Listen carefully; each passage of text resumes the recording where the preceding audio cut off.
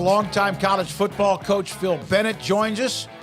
Craig Smoak and Paul Catalina, David Smoak. Thank you very much. Phil, I brought this up just a minute ago in the miraculous comeback by Baylor against UCF. That they were dead and buried, that they stuck to the running game, which reminded me of how Baylor came back against TCU because you were gutting them with Shock Linwood a lot, and they hit a couple of big plays. Right.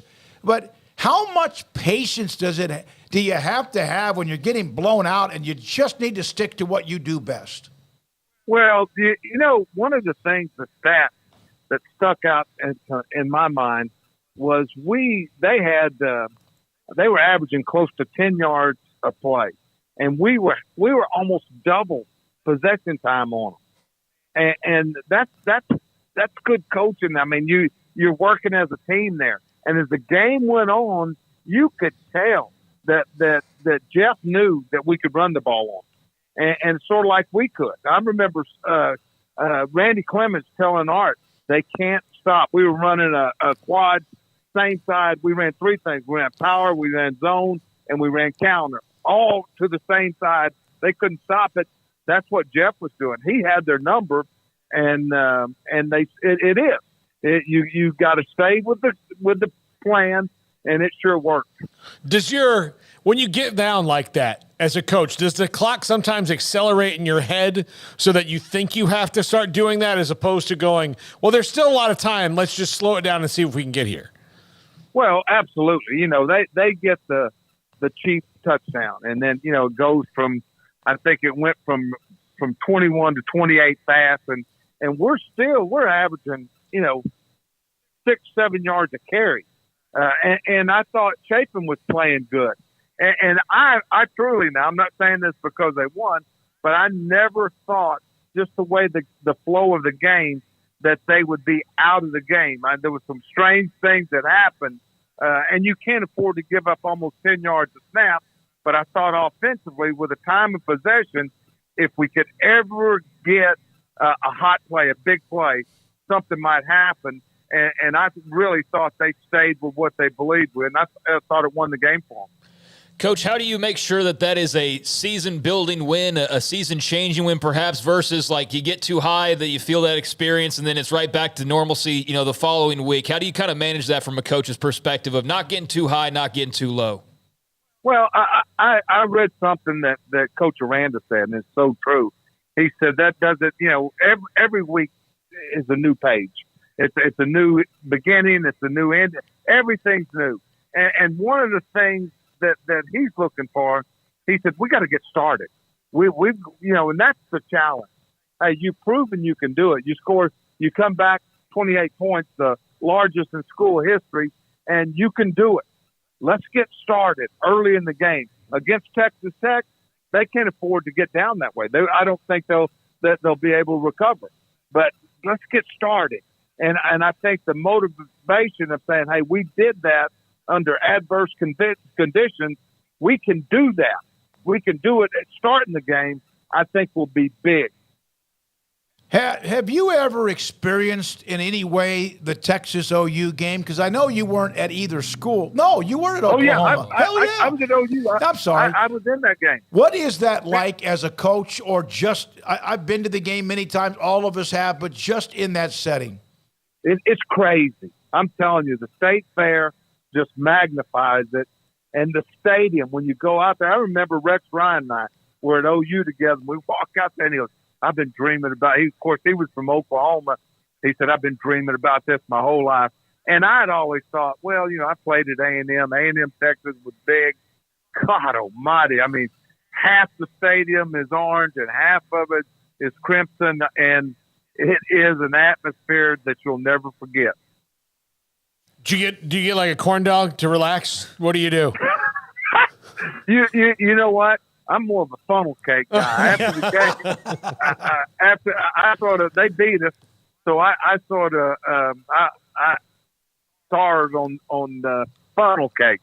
Okay, you played at A&M, and you coached at Baylor in Oklahoma. When you lose to Texas, does that sting for you in particular a little bit more? Oh, yeah. Yeah. Yeah, First of all, let me say this: Texas is an unbelievable place. Everybody knows that. Great place. You know, they have a tremendous history. But you know, I will go to my grave so mad at one official and back in the Big 12 days. I don't know if you remember this, David, but right at the end when we're closing Floyd Casey and we needed in 13 to win the championship, we played lights out defense. I mean, we really played well. And my little corner intercepted a ball late in the game and ran it back for a touchdown. And this guy, if you could believe this, of all the officials, I've known this kid since he was a manager at A&M, called our guy for celebration and took away a defensive touchdown that would have closed Floyd Casey and against Texas. So in answer to your question, yes. I mean, when you beat them, you know that you've done something. And we ended up scoring, but we could have had a defensive touchdown. But you know, yes, it is a huge game, and you know, I'll tell you something. I used to get up for everywhere I've been to. I've gotten up for the Tech game. I mean, Tech is this year. They proved it early. I mean, even though they've lost a couple of close ones, you better jump on them and get in the mix early. Coach, with Oklahoma and Texas, based on what you've seen so far, I mean, UT handled Kansas with relative ease. I know Jalen Daniels didn't play, but they got a huge, game from Jonathan Brooks on the ground. Seemed to be solid everywhere else. Oklahoma still playing good defense. Offense has some explosive playmakers as well. Just what are your thoughts based on the tail of the tape that you've seen between these two teams on how you're viewing this game on Saturday? Well, I think the thing at Texas that sticks out in my mind is run game, pass game offensively. They're on. Quinn Ewing is really playing well. He's playing under control, playing with confidence, making good decisions. Defensively for Texas, I think they're much improved. I think they got a break the other day when Kansas quarterback got injured. Kansas had a little three-back package early in the game. If he would have stayed in the game, really could have caused them some problems. Same thing. OU, I think Jeff and, Seth Luttrell is there with him. I think they're very dynamic on offense, playing well. It's just whether they can hold up. I know against SMU, I talked to some of the SMU coaches, and they thought they had opportunities to score and move the ball. It was really a good game. So I think it will be a really good game. One of the better Texas OU games there's been in a while. I see a Texas team on defense that their motor's running all the time. Everybody, maybe not 11 every single play, but the motor is running all of the time. Is that something that not so much they didn't have guys playing hard, but that maybe was an issue? Oh, yeah. I don't think there's any doubt. The one thing, David, that I'm going to say, I'm going to add to that, they have good players, but I don't see any real dominators. I don't know how fast they are in the front. I mean, I was looking early in the game. If you remember, Kansas goes right down the field on the perimeter, and I thought to myself, man, their edges aren't as fast as what I thought they were. Now in the game they got better, but I think they are tougher. I think they play hard, and I think they're better coached. I think Gary Patterson being there helped them more than people will ever talk about. I think because he's a sound guy, he knows how to fit things. I think that's really helped them. Phil Bennett with us, 365 Sports. Your Aggies have Alabama this week with a backup quarterback in Max Johnson. He turned the ball over a couple times this week, but Alabama, their offense is still not what they want it to be. How do you see this one going, and what does A&M have to do to make sure that Jalen Milroe doesn't continue to build his confidence? Well, they got to play defense the way they have, the last couple of weeks.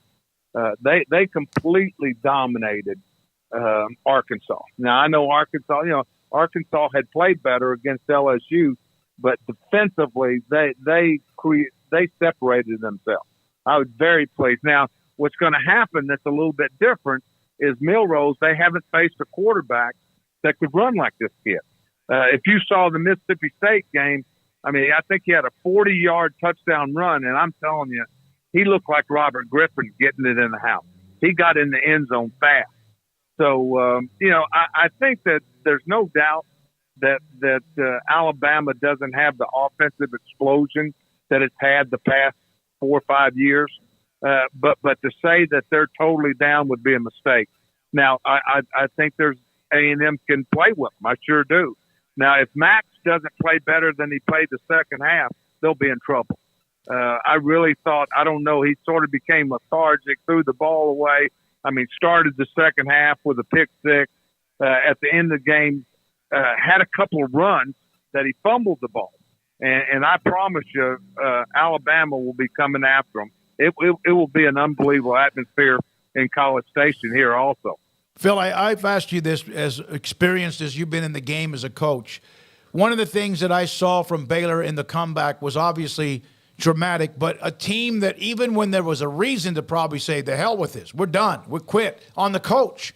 Not that they did or ever was a thought. What is that like? Have you ever been on a team where the team has quit? Absolutely. What's that like?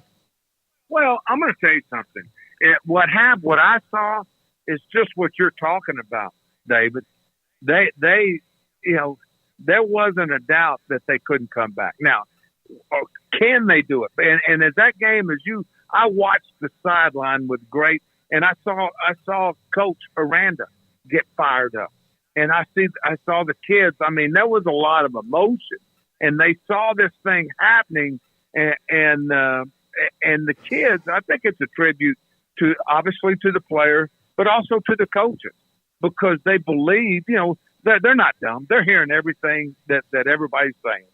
This with Twitter and all the different things, you're no good, your coach is no good, but whatever's being said. But they have closed ranks, and it's obvious that they believe in their coaches, and they believe that, you know what, we might not have played great, but we can still win this game, and this is what we're going to do. And now you got a new week, and you know what, and I'm sure Dave's telling them this, you know what, we've proved we can do it. Let's get started right. Let's prove we can start right. There hadn't been a game, correct me if I'm wrong, there hadn't been a game yet that Baylor has started like a team that No. is capable of being a really good football team. You're right. And I think that's the challenge on both sides of the ball. Hey, let's do this. If I'm coaching right now, I'm going to say, hey, and we've done this for us. Said, hey, let's get three and outs, 3 stops with no points. See where it carries us. Art used to tell me, he said, every time you get a stop, he said, I think our record was like 18-0, or 18-1 when we got 3 stops in the first half, 3 continuous stops, and we were up either 21 or 28-0. And you don't lose many of those games. And on the other side, you've got to get Jeff and his guys say, you know what? When we get inside that red zone and score zone inside the 10, we're scoring. No field goals. We're scoring. And that will take them to another level. And it's amazing. We don't talk about it enough. Everybody says, well, the talent's down. Look, talent got better. I mean, they played better. They performed. And in this game, the mind is a powerful thing.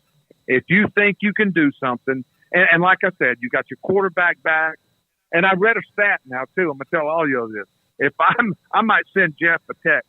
Whatever you do, make sure Reese scores, because your odds go up greatly. Because that's no BS. If he scores, you got a hell of a chance to win. Coach, shot in the dark here, because I know you can't watch everything, but you dabbled at all and seen any of West Virginia, the big win over TCU the other night. They're not the sexiest offensive team in the world, but they're just finding ways to get it done and playing some pretty good defense. Just didn't know if you've seen much of them or not, but that was obviously a big win against the Frogs. Yeah, I watched the game, and I've watched them. Actually, I've watched them twice. I watched them against Penn State early, which they played the Dickens out of a very good Penn State team. And then I'd watch them against Texas Tech. And Tech, it does some unique things on offense, and they played soundly. They're getting good quarterback play, too. This little quarterback they have is gritty.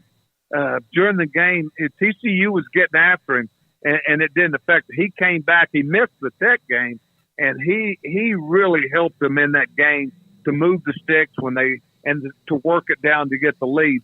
I think Neil and his guys have been underestimated. I think that whoever plays them better buckle up, because I think they're better than a lot of people believe. And once again, I think they're believing that they can win games. Thank you, Phil. Appreciate it as always. Thank you, guys. You too, Bye. Phil Bennett. He was a part of that